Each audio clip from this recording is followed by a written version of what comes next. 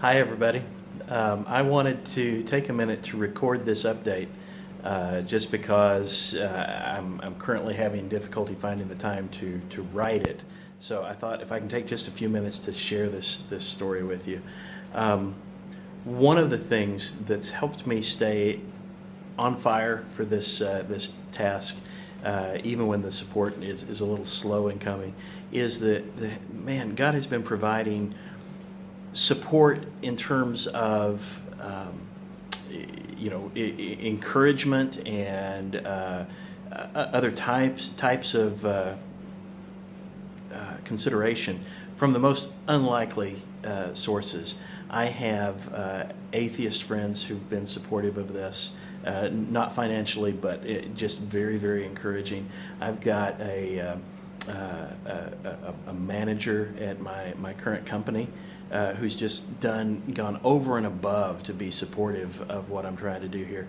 I've got a Buddhist coworker who is actually a financial contributor. It was very exciting to see that.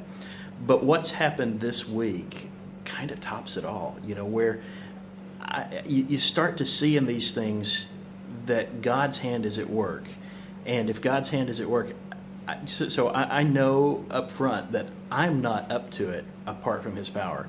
But if He's working, then He's going to bring this thing to fruition. So here's the scenario this week.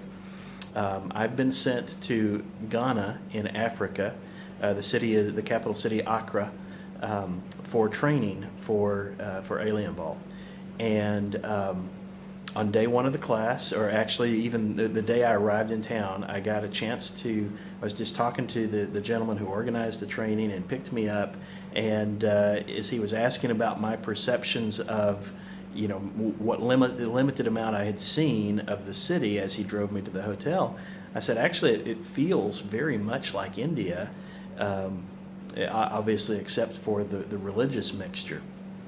And mentioned that I had made some mission trips there. And he said, "Oh, you're a Christian," and was very encouraged by that.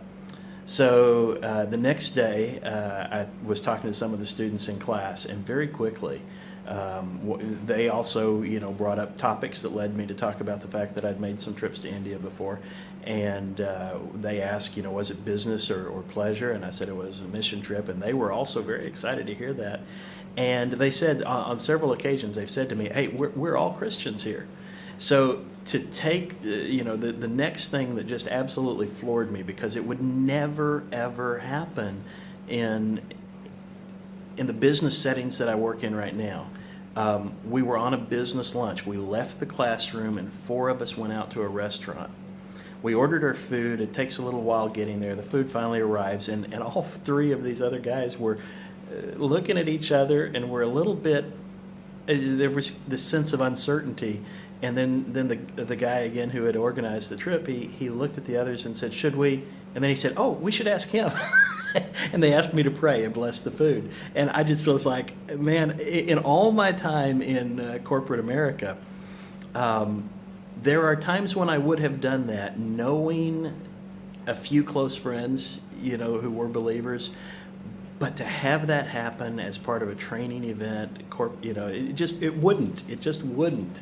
And these guys were so excited that we could. I'm going to pause that. So that was yesterday, and I told my wife about that, and it was just so encouraging, and it's such a great feel to have. Clearly there's a large percentage of not just believers here, but committed Christian believers, and to be in an environment where you don't feel like you have to kind of keep that out of the workplace, it was very encouraging. So today it went one step further, and we're having a coffee break mid-morning, and we'd gone into another room in the little cafeteria, and I was sitting with them for a few minutes, and two or three of the guys, we were talking about what I do, and one of them, he asked a lot of questions, and he finally came to realize that I was working to raise my support so that I could do this full time. And he asked me a question that I was almost fearing that he would, and that was, is there a way I can support that? No, before that, he asked me how much I was trying to raise. Now, I'm in a third world country here. And these guys are professionals, so they're making a decent salary by Ghanaian standards. But when I tell them the amount in American cost of living that it takes for me to, take care of my family, I know it's going to sound like just a really large sum. And so I prefaced it. I said, I'll tell you, but my role is to stay in America organizing these short-term trips. So I'm traveling 4 to 6 times a year, taking other Americans with me, but I'm still living at an American cost of living. And so here's the amount that I'm trying to raise each month. And he said, that is a large amount. And then he said, do you have a website where I can give? I was just floored, and I still am. The generosity and the,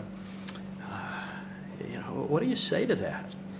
And I remembered the passages that Paul writes where he's talking to believers who have suffered and yet gave out of their lack because they wanted to see the gospel spread. And so he said, I said, I expressed that I was reluctant to ask them for support, and he said, no. He said, we who cannot go might be, he said, every little bit makes a difference, and maybe we can help you to be able to go where we can't. And how do you argue with that? You just can't. So that's the view from Ghana. People in Ghana, believers in Ghana, living at third world conditions, are so concerned to have the gospel taken to the darkest places on earth that they're willing to help raise the cost of an American cost of living for a family so that I can help lead many other Americans to take the trip to reach people. So pray, if you would. They have asked me, the class has asked me to take some time after tomorrow's class. We'll end the class, we'll dismiss anybody who doesn't want to go, and frankly, I don't think anybody's going to leave, and then I'm going to tell them about the work and give them the opportunity to partner with us in that. What more is there to say, but thank you, God, for your provision and for the faithfulness of your people.